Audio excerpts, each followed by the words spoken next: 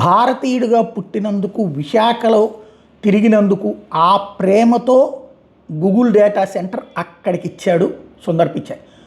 ఇక్కడ మాట్లాడింది కేంద్రంతో, క్లియర్ చేసింది మోడీ సర్కార్ సుందర్ పిచాయ్. అందుకనే నేను ఇక్కడ లోకేష్ చంద్రబాబు మా వల్లే అని చెప్పుకుంటుంటే, సుందర్ పిచాయ్ వీళ్ళతో ఫోన్లో మాట్లాడాల, వీళ్ళ వలన మేము ఇక్కడికి వచ్చామని చెప్పలేదు. అక్కడ నరేంద్ర మోడీకి ఫోన్ చేశాడు, మేము భారతదేశంలో పెట్టుబడులు పెడుతున్నాం అన్నటువంటి.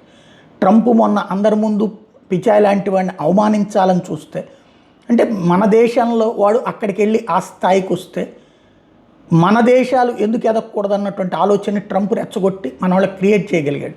ఇప్పుడు సుందర్ పిచాయ్ అదే నేను చెప్పుకొచ్చింది, క్వాంటమ్ కంప్యూటింగ్ కీలక స్థానాన్ని ఆక్రమిస్తుంది, అది మనకి ఇక్కడ అమరావతిలో పెడుతున్నాం.